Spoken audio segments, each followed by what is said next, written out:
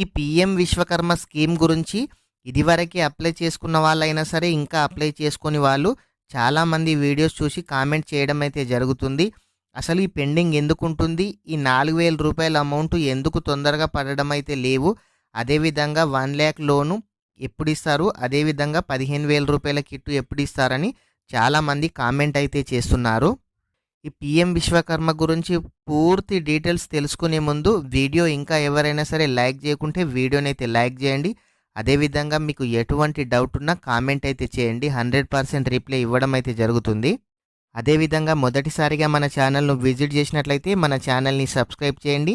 Me friends and family మెంబర్కి అయితే వీడియోను share చేయండి.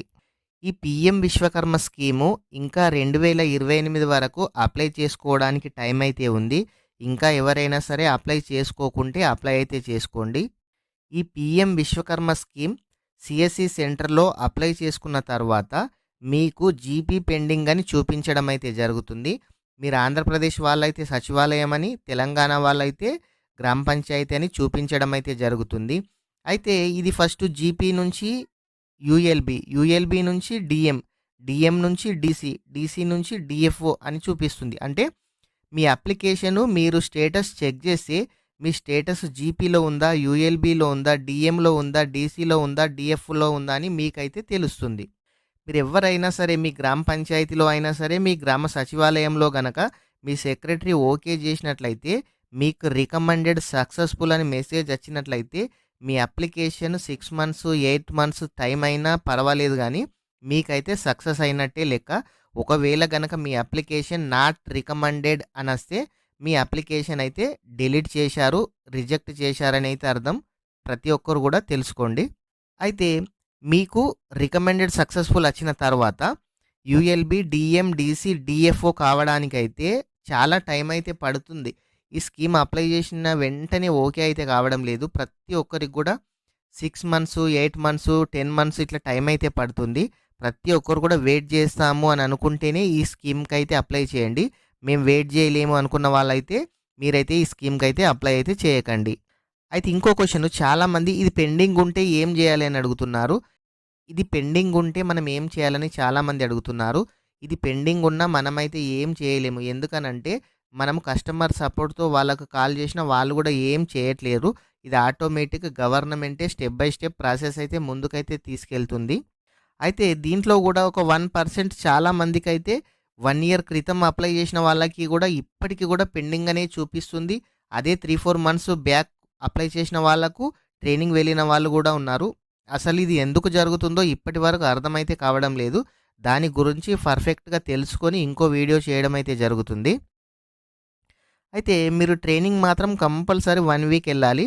ట్రైనింగ్ కనుక వెళ్తేనే మీకు టూల్ కిట్ 1,00,000 లోను, స్టైఫండ్ అమౌంట్ 4,000 అయితే రావడం అయితే జరుగుతుంది.